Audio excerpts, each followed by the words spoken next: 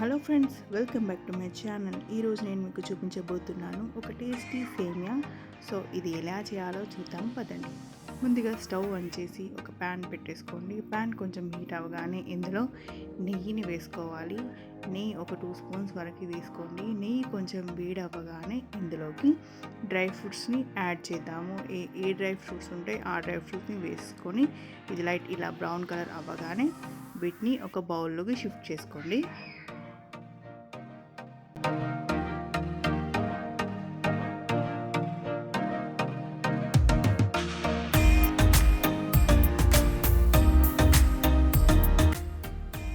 తర్వాత అదే ప్యాన్లో నేను ఇక్కడ ఒక కప్పు సేమియాని అయితే తీసేసుకుంటున్నాను. సో మీరు క్వాంటిటీకి తగ్గట్టుగా తీసుకోవచ్చు.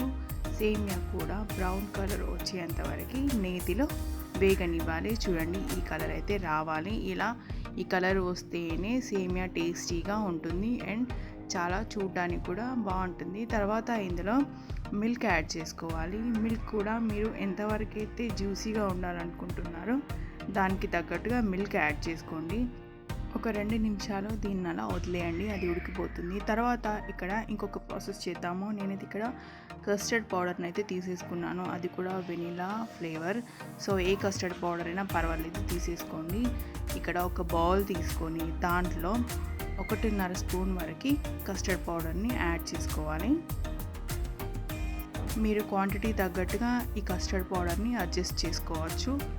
సో తర్వాత ఇందులో మిల్క్ యాడ్ చేసుకోవాలి. మిల్క్ యాడ్ చేస్తూ కస్టర్డ్ పౌడర్లో లమ్స్ లేకుండా కలుపుతూ ఉండాలి. ఎక్కడ కూడా ఉండలు ఉండకుండా చూసుకోండి. సో స్మూత్ పేస్ట్ లాగా మిల్క్లో కరిగిపోవాలి. తర్వాత చూడండి, ఇక్కడ బాగా ఉడుకుతుంది కదా. సో ఇలా ఉడుకుతున్న టైంలోనే ఇందులో షుగర్ని యాడ్ చేసుకుందాము. షుగర్ మన ఆ టేస్ట్కి తగ్గట్టుగా అడ్జస్ట్ చేసుకోవచ్చండి.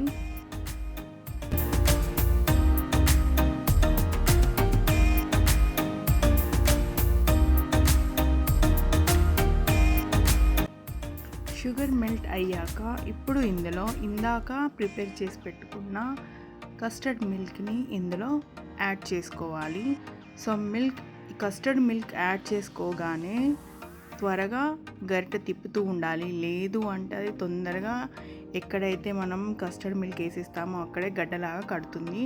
సో తొందరగా చిక్కపడుతుంది కాబట్టి సో కలుపుతూ వేసుకున్నా ఓకే. సో చూడండి, ఇంతలోనే ఎంత థిక్గా అయిపోయిందో.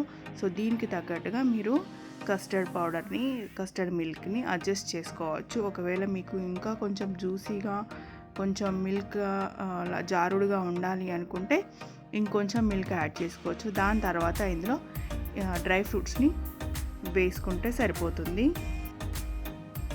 సో అంతే అండి, మన కస్టర్డ్ సేమియా రెడీ. సో ఎప్పుడు ఒకేలాగా కాకుండా కొంచెం డిఫరెంట్గా ట్రై చేయండి, చాలా టేస్టీగా ఉంటుంది. Thank you for watching.